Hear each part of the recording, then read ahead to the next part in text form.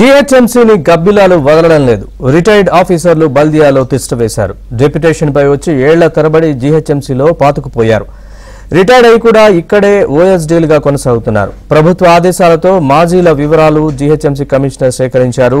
వివిధ స్థాయిల్లో వందలాది మంది జీహెచ్ఎంసీలో పనిచేస్తుండడం చూసి కమిషనర్ అవాక్కయ్యారు. 5 ఏళ్ల నుంచి 15 ఏళ్ల పాటు జీహెచ్ఎంసీలో పనిచేసి రిటైర్ అయిన తర్వాత పలువురు రిటైర్డ్ అధికారులు ఇక్కడ కొనసాగుతున్నారు. ఆ వివరాలను జీహెచ్ఎంసీ ప్రభుత్వానికి పంపింది.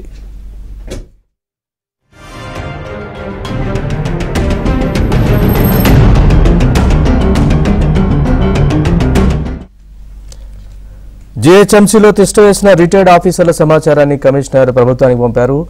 ఇదే అంశానికి సంబంధించి మరిన్ని వివరాలని మా ప్రతినిధి నుమాన్ అడిగి తెలుసుకుందాం.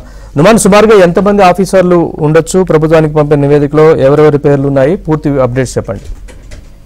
నరేష్, దాదాపు జీహెచ్ఎంసీలో ఏళ్ల తరబడి తిష్ట వేసి ఆఫీసర్ల సంఖ్య మాత్రము దాదాపు 200 పైగానే ఉంది. అందులో మాత్రం ప్రస్తుతం ఒక 45 మంది అధికారుల లిస్ట్ ని జీహెచ్ఎంసీ కమిషనర్ రొనాల్డో సిద్ధం చేసి పంపినట్లు ప్రభుత్వానికి వివరాలు పంపినట్లు తెలుస్తుంది. సో డిప్యుటేషన్ పై వచ్చినటువంటి అధికారులు ఏళ్ల తరబడి జీహెచ్ఎంసీలోనే పాతుకుపోయారు. సో రిటైర్డ్ అయిన తర్వాత కూడా ఇక్కడే ఓఎస్డీలుగా కూడా పలువురు అధికారులు కొనసాగుతున్నారు. సో రిటైర్డ్ అయ్యి ఇంకా జీహెచ్ఎంసీలోనే పనిచేస్తున్న వారి వివరాలు ఇవ్వాలంటూ ప్రభుత్వం ఆదేశించినటువంటి నేపథ్యంలో ఇప్పటికే జీహెచ్ఎంసీ కమిషనర్ రొనాల్డో వివరాలు సేకరించారు. వివిధ స్థాయిల్లో దాదాపు 200 మందికి పైగానే జీహెచ్ఎంసీలో పనిచేస్తుండడం చూసి జీహెచ్ఎంసీ కమిషనర్ రొనాల్డో అవాక్కైనటువంటి పరిస్థితి. ఈ నేపథ్యంలో ఇప్పటికే దాదాపు ఏళ్ల తరబడి తిష్ట వేసినటువంటి అధికారుల మొత్తము చిట్టానైతే సిద్ధం చేసి పెట్టారు.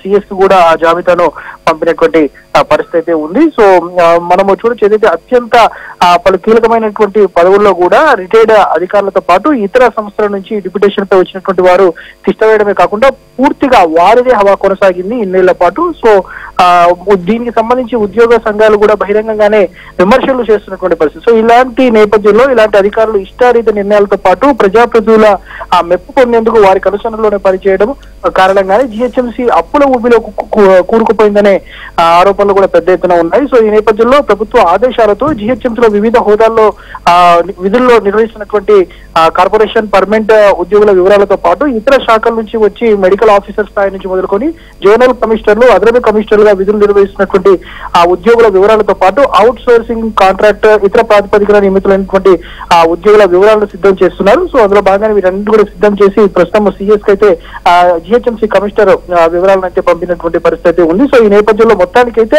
ఇటు ఉద్యోగ విరమణ పొందిన తర్వాత కూడా ఇప్పటికే ఉద్యోగాల్లో కొనసాగుతున్నటువంటి రిటైర్డ్ ఉద్యోగుల్లో మాత్రం గుబులు మొదలైందని చెప్పొచ్చు. Right Ruman, thanks for the update.